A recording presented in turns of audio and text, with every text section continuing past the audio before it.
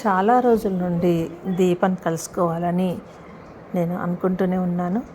కానీ ఎప్పటికప్పుడు వాయిదాలు పడుతున్నాయి. నాకు వీలైనప్పుడు దీపకు హాస్పిటల్లో ట్రీట్మెంట్లో ఉండడము ఏదో ఒకటి ఇలా జరుగుతూనే ఉండే. చివరికి ఇన్నాళ్ళకి దీప దగ్గరికి వెళ్ళడానికి కుదిరింది నాకు ముహూర్తం. నా సిరిని పిల్లల్ని తీసుకొని దీప దగ్గరికి వెళ్ళాను. ఎంత సంతోషంగా రిసీవ్ చేసుకుందో దీప. చాలా సంతోషం అనిపించింది. ఒకవైపు దీపం చూస్తుంటే బాధ అనిపించింది. ఎందుకంటే తను అనారోగ్యంతో చాలా సఫర్ అయింది కదా, ఇప్పుడిప్పుడే కోలుకుంటుంది. కాకపోతే త్వరలో ఇంకా ముందటి దీప మునుపట్లాగా యాక్టివ్గా అవుతుందని నేను అనుకుంటున్నాను. చాలా మంచిగా రిసీవ్ చేసుకుంది. మా కోసం ఎన్నో ఏర్పాట్లు చేసింది. అలాగే నాకు దీప అమ్మవారికి కట్టించినటువంటి చీరను బహూకరించింది. సిరికి కూడా చీరను పెట్టింది. ఎందుకు దీప అంటే, మా ఇంటికి మహాలక్ష్మిలాగా మీరు వచ్చారు, మీకు నేను చీర పెట్టుకోకపోతే ఎలా శోభ గారు అని తను మనసారా హార్ట్ఫుల్గా నాకు చెప్పడం, నాతో తన అనుభవాలు బాధలు అన్నీ నాతో షేర్ చేసుకోవడం నాకు నిజంగా ఒకందుకు బాధగా ఒకందుకు సంతోషంగా అనిపించింది.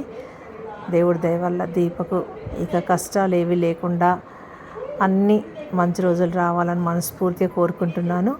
కాకపోతే ఇందులోనే ఏంటంటే, దీపకి వాళ్ళ నాన్నగారికి కూడా బాగాలేకపోవడం, ఆయన గారు కూడా క్యాన్సర్తో సఫర్ అవుతున్నారని చెప్పుకుంటూ చాలా బాధపడింది. నేను ఈ వీడియో వెంటనే చేయడం అయితే నాకు కుదరలేదు. ఇన్నాళ్ళకి కుదిరింది, నేను అప్లోడ్ చేస్తున్నాను. కానీ ఈలోపు వాళ్ళ నాన్నగారు దైవ సన్నిధానం చేరుకున్నారు. తెలిసి చాలా బాధ అనిపించింది. ముందే తెలిసిన విషయము అయినా కూడా కొంచెం జీర్ణించుకోవడానికి కష్టంగానే అనిపించింది. దీప ఇప్పుడు అక్కడే ఉంది, వాళ్ళ నాన్నగారి వాళ్ళ పుట్టింట్లో ఉంది, వాళ్ళ అమ్మకు తోడుగా. వాళ్ళ నాన్నగారి కార్యక్రమాలు కూడా అన్నీ అయిపోయాయి. నేను మాట్లాడడానికైతే కుదరలేదు దీపతో మాట్లాడడానికి. ఎందుకంటే ఈ టైంలో తను ఎంత బాధలో ఉంటుంది. అందుకని నేను కొంచెం ఫ్రీ అయ్యాక మాట్లాడదామనే ఉద్దేశంగా మెసేజ్లు పెట్టుకుంటూ వస్తున్నాను ఎప్పటికప్పుడు. నిజంగా దేవుడు మనుషుల్ని ఒక్కోసారి పరీక్షిస్తుంటాడు. ఎంతవరకు తట్టుకోగలుగుతుంది ఈ వ్యక్తి అని ఎప్పటికప్పుడు తను పరీక్షలు పెడుతూనే ఉంటాడు. ఎవరికైనా కూడా అంతే. అలాంటి కష్టాలు దీపకైతే చాలాసార్లు నాకు తెలిసినంత వరకు అసలు ఒక వైపు నుండి కొంచెం బాగుంది అనుకునే లోపలనే ఒక కష్టం, ఎప్పటికప్పుడు ఏదో ఒక కష్టం పెడుతూనే ఉన్నాడు. ఇక చాలు భగవంతుడా, నువ్వు పెట్టిన కష్టాలు, నీవు పరీక్షించిన పరీక్షలు అన్నీ చాలు. ఇక ఇప్పటి నుండైనా దీపక్ అన్ని మంచి రోజులు రావాలని నిజంగా భగవంతుని నేను వేడుకుంటున్నాను. మంచి రోజులు రావాలి. తను తన పిల్లలతో, తన కుటుంబంతో, తన భర్తతో హాయిగా ఉండాలి. వాళ్ళ అమ్మగారికి ధైర్యం చెప్తూ అండగా ఉండాలి. అదే నేను దీపను ఆశీర్వదిస్తున్నాను, భగవంతుని వేడుకుంటూ. నిజంగా ఎంత చిక్కిపోయిందో దీప.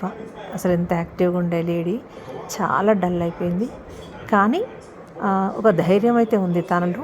తను తన పిల్లలు, తన భర్తతో హాయిగా కలిసి ఉంటాను అనే ఒక దృఢ సంకల్పంతో ఉంది. కాబట్టి దీపక్ ఇక ముందు అన్నీ మంచి రోజులే వస్తాయని, రావాలని మనస్ఫూర్తిగా కోరుకుంటున్నాను. అసలు పిల్లలకు కూడా గిఫ్ట్లు అందిస్తూ ఎంత చలాకీగా, ఎంత యాక్టివ్గా ఉంది అంటే, నాకు ఆమె ధైర్యమే ఆమెను కాపాడుతుంది అనిపించింది. నేనేవో చిన్న నా గార్డెన్లో కాసినటువంటి కూరగాయలని, ఆకుకూరలని ఏవో తీసుకెళ్ళాను. మన ఇంటి టెర్రస్ గార్డెన్ పసుపు కుంకాలు తీసుకెళ్ళాను. చీర అది పెట్టాలని ఉండే నాకు, కానీ ఇంటికి తీసుకురావాలి, ఇంటికి వచ్చినప్పుడు పెడదామని నేను అక్కడికైతే ఏం తీసుకెళ్ళలేదు. ఏవో రిటర్న్ గిఫ్ట్స్ అవి తీసుకెళ్ళాను. తను ఎప్పటికప్పుడు మా ఇంటికి రావాలనుకున్నా రాలేకపోయింది కదా అనే ఉద్దేశంగా అవి మాత్రం తీసుకెళ్ళాను. ఈసారి దీప మా ఇంటికి వచ్చినప్పుడైతే ఘనంగా సత్కరించి నేను సాగనంపుతాను, ఇంటి ఆడపడుచులాగా. ఇంతవరకే. Okay, bye.